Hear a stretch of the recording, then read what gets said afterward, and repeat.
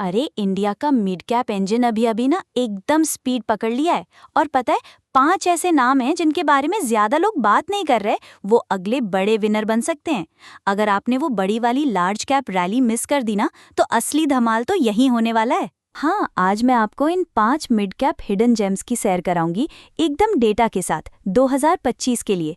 और ये भी बताऊंगी कि ये जरूरी क्यों है और आपको रिस्क के बारे में कैसे सोचना चाहिए।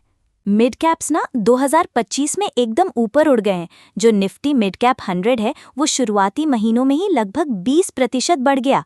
और उनकी कमाई का जो मोमेंटम है, वो तो लाजवाब है। Q4 FY25 में लगभग 19% सालाना PAT ग्रोथ, यानी बड़ी कंपनियों की तुलना में लगभग 2 गुना। तो आखिर अभी ऐसा क्यों हो रहा है? इसके 3 बड़े कारण हैं: घरेलू लिक्विडिटी, सरकारी खर्च और सेक्टर रोटेशन जो खास ग्रोथ वाले क्षेत्रों में हो रहा है। ये सारे कारण मिलकर चुनिंदा मिड कैप विजेताओं के लिए एक बढ़िया माहौल तैयार कर रहे हैं। मिड कैप्स ना स्मॉल कैप की ग्रोथ और लार्ज कैप की स्थिरता के बीच में आते हैं। इनमें ज्यादा ग्रोथ की गुंजाइश होती है और इनके बिजनेस मॉडल संभालने लायक होते हैं। लेकिन ये बात याद रखनी चाहिए कि ज्यादा रिटर्न ज्यादा वोलाटिलिटी और लिक्विडिटी के रिस्क के साथ मिलते हैं।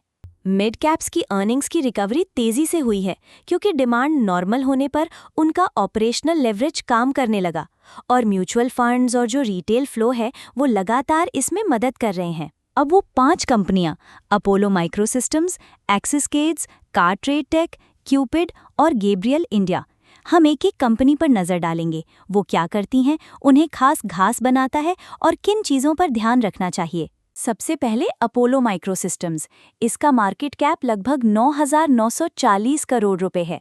FY25 में रेवेन्यू लगभग 604 करोड़ रुपए रहा और एक साल में इसने 209% का रिटर्न दिया है। इनका मुख्य काम डिफेंस और एरोस्पेस इलेक्ट्रॉनिक्स है। इनके पास बड़ा ऑर्डर बुक है, लगभग 735 करोड़ रुपए का जून 2025 तक, और इन्होंने पहला निर्यात ऑर्डर भी जीता है। ये जरूरी क्यों है? क्योंकि मेक इन इंडिया का फायदा मिल रहा है और डिफेंस के खर्च से ऑर्डर्स की विजिबिलिटी अच्छी है। लेकिन हाँ, इसमें कुछ निवेश की सावधानी बरतनी चाहिए।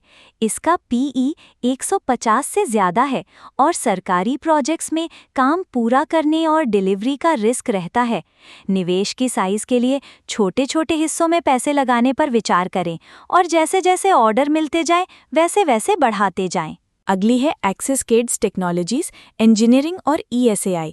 एक्सिस अभी सर्विसेज से प्रोडक्ट आधारित ग्रोथ की तरफ जा रहा है।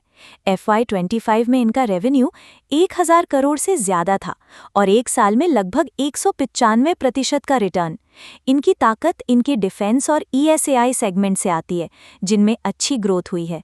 इनके ग्लोबल पार्टनरशिप्स और पावर 930 रोड मैप भी हैं, जिससे ये स्केल कर सकें। ये ज़रूरी क्यों है? क्योंकि ये डिफेंस मॉडर्नाइजेशन और AI सेमीकंडक्टर सर्विसेज के मिलन बिंदु पर स्थित हैं। निवेशकों के लिए एक टिप: आपको इनके मार्जिन ट्रैक करने चाहिए और ये देखना चाहिए कि प्रोडक्ट कमर्शलाइजेशन कितना सफल होता है। बड़े इंस्टीट्यूशनल इन्वेस्टर्स की दिलचस्पी से रिस्क तो कम हो सकता है, लेकिन इससे एक्सपेक्टेशंस भी बढ़ सकती हैं। तीसरी कंपनी है कार्ट्रेड टेक, एक डिजिटल ऑटोमोटिव प्लेटफॉर्म। कार्ट्रेड का मार्केट कैप लगभग 11,680 करोड़ रुपए है। FY25 में रेवेन्यू लगभग 6,726 करोड़ रुपए रहा और इनका नेट प्रॉफिट 569% बढ़ा। इनके प्लेटफॉर्म्स हैं कारवेल, बाइकवेल, श्रीराम ऑटोमॉल, जहां वो खरीदने, बेचने और फाइनेंसिंग की सुविधा देते हैं। ये ज़रूरी क्यों है? क्योंकि डिजिटल अडॉप्शन और AI बेस्ड मैचमेकिंग बड़े स्केल पर ऑटोमोबाइल ट्रांजैक्शंस को बदल रही है। रिस्क ये है कि कॉम्पिटिटिव प्रेशर और ज़्यादा मोनेटाइजेशन से मार्जिन सिकुड़ सकते हैं। स्ट्रैटेजी ये होनी चाहिए कि retention matrix, supply side partnerships और ARPU ट्रेंड्स पर नज़र रखी जाए। अगर आपको यहाँ तक वैल्यू मिल रही है तो द निफ्टी मैटर्स को सब्सक्राइब करें, ताकि आपको हर हफ्ते मिड कैप की गहरी जानकारी मिल सके। लाइक और कमेंट करके बताएं कि अगली किस कंपनी पर आपको गहरी जानकारी चाहिए। चौथी कंपनी है क्यूपिड लिमिटेड, FMCG और पर्सनल वेलनेस। क्यूपिड का मार्केट कैप लगभग 2,643 करोड़ रुपए है। FY25 में रेवेन्यू लगभग 203 करोड़ रुपए रहा और एक साल में इसने 243% का रिटर्न दिया। ये कॉन्डम से एक बड़ी वेलनेस और हेल्थ टेक एक्सपोर्ट स्टोरी की तरफ बढ़ रही है। इनके मार्जिन 22% से ज़्यादा हैं और इनकी डिस्ट्रीब्यूशन 110 से ज़्यादा देशों में है। ये ज़रूरी क्यों है? क्योंकि एक्सपोर्ट लेड ग्रोथ और पर्सनल केयर में इनकी रिटेल पैठ मजबूत रेवेन्यू स्ट्रीम्स बनाती है। ध्यान देने वाली बातें ये हैं कि इसमें रेगुलेटरी रुकावटें, कड़ी प्रतिस्पर्धा और एक्सपोर्ट वॉल्यूम में निरंतरता ज़रूरी है। निवेश का तरीका ये होना चाहिए कि नए प्रोडक्ट की सफलता के साथ ऊपर जाने की संभावना के साथ एक सुरक्षित कोर पोजीशन रखी जाए। 5वीं कंपनी है Gabriel India automotive components. Gabriel India का रेवेन्यू लगभग 4,063 करोड़ रुपए रहा और नेट प्रॉफिट 37% बढ़ा। ये शॉक एब्जॉर्बर्स की एक पुरानी लीडर है जो अब ईवी और ग्लोबल सप्लाई चेन में डाइवर्सिफाई कर रही है। ये ज़रूरी क्यों है? क्योंकि ओईएम के साथ इनके रिश्ते, ईवी ट्रांजिशन और ग्रुप कंसोलिडेशन लंबी अवधि की ग्रोथ को अनलॉक कर सकते हैं। मार्केट सेंसिटिविटी, चक्रीय डिमांड और कमोडिटी कॉस्ट प्रेशर अभी भी मुख्य रिस्क कारक हैं। निवेशकों के लिए ये ज़रूरी है कि वो मार्जिन रेजिलियंस और ईवी प्रोडक्ट लाइंस के सफल इंटीग्रेशन पर ध्यान दें। चक्रीयता का ध्यान रखना ज़रूरी है और अपने एक्सपोजर को वाहन डिमांड साइकिल्स के साथ संरेखित या डाइवर्सिफिकेशन के जरिए हेज करें। सेक्टोरल मैट्रिक्स और तुलनात्मक प्रदर्शन देखें तो डिफेंस, टेक, अपोलो, एक्सिसकेड्स में बड़ी तेज़ी और ज़्यादा एग्जीक्यूशन रिस्क है। ऑटोमोटिव, गैब्रियल चक्रीय है लेकिन इसमें ईवी का स्ट्रक्चरल अवसर है। डिजिटल, कार ट्रेड, स्केल और मार्जिन में बदलाव ला सकता है। एफएमसीजी, क्यूपिड में एक्सपोर्ट का स्थिर खेल है।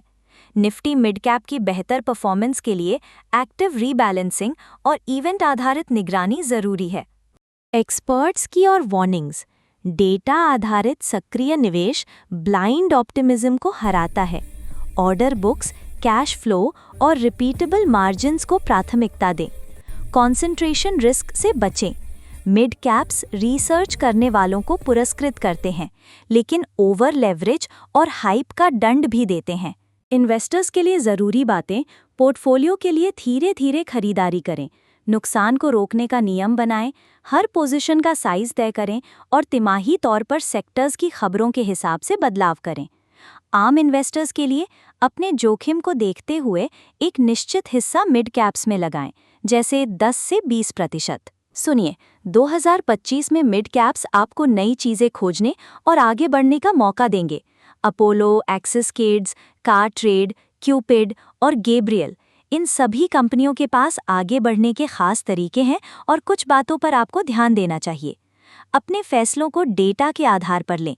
हर कंपनी में उतना ही पैसा लगाएं जितना संभाल सकें और कंपनियों के काम करने के तरीकों पर नज़र रखें। आप मुझे कमेंट्स में बता सकते हैं कि इन 5 कंपनियों में से किसके बारे में आप और ज़्यादा जानना चाहते हैं। कंपनी के डीप डाइव्स, अर्निंग्स को समझने और पोर्टफोलियो बनाने के तरीकों के लिए द निफ्टी मैटर्स को सब्सक्राइब करें। जल्दी किसी खास जानकारी तक पहुंचने के लिए डिस्क्रिप्शन में दिए गए टाइम स्टैम्प्स देखें।